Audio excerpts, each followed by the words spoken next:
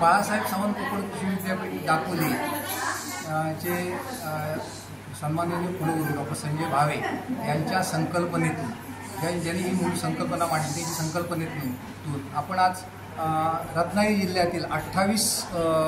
जी कृषी मंडळं आहेत त्या मंडळामध्ये शेतकरी मेळाव्यांचं आयोजन करण्यात येणार आहे। त्याच्यात कालच या शेतकरी मेळाव्यांचा शुभारंभ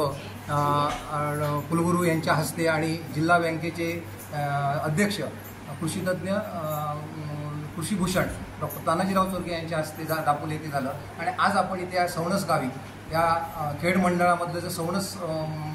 कृषी मंडळ आहे तिथे आपण आज हा शेतकरी मेळावा आयोजित केलेला आहे आणि जिल्हा बँकेच्या वतीने जिल्हा बँक ह्याला आपल्याला जे सगळं फायनान्स सपोर्ट आहे हा जिल्हा बँकेने केलेला आहे आणि आपण ह्याच्या माध्यमातून कृषी विभाग आणि विद्यापीठ याच्या माध्यमातून ह्या अशा खेडेगावापर्यंत जी मूळ कुलगुरूंची संकल्पना आहे की आपण शेतकऱ्यांच्या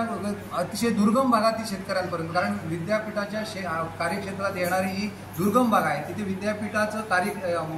हे जे आहे संशोधन आहे हे त्या प्रमाणात प्रभावीपणे पोहोचलेलं नाही आणि ते प्रभावीपणे पोहोचण्यासाठी आदरणीय कुलगुरू डॉक्टर संजय भावे यांची ही संकल्पना आहे ती आपण प्रत्यक्षात आजपासून आपण उतरवत आहोत आणि त्याचा शुभारंभ काल झालेला आहे आणि आज आपण सौणस गावी आहोत आणि त्यांच्या संकल्पनेनुसार आपण इथे प्रदर्शन मांडलेलं आहे। जिल्हा बँकेचे अधिकारी येऊन वेगवेगळ्या कृषीच्या योजनांमध्ये फायनान्स कसं केलं जातं त्याच्याविषयी सांगितलेले आहे। आत्ताच आपण सगळे आमचे विद्यापीठ शास्त्रज्ञ आहेत, डॉक्टर आयरे सर आहेत, डॉक्टर खानविलकर सर आहेत, डॉक्टर चव्हाण सर आहेत, डॉक्टर भारंबे आहेत, तसेच डॉक्टर सिद्धेश आहेत यांनी आपल्याला सगळ्यांना अतिशय सुंदर माहिती दिलेली आहे आणि त्याचा उपयोग ह्या सौणस गावी नक्कीच होईल आणि हे विद्यापीठाचं काही ना काही ह्याच्यातनं आपल्या ह्या गावामध्ये विद्यापीठाच्या तंत्रज्ञानाचा फायदा होईल ह्या हेतूने आपण हा मेळावा आयोजित केलेला होता आणि त्याचं फलित आपल्याला एक नदीच्या भविष्यात नक्कीच दिसून येईल। मी खानविलकर सरांना विनंती करतो की त्यांनी पण थोडंसं बोलावं।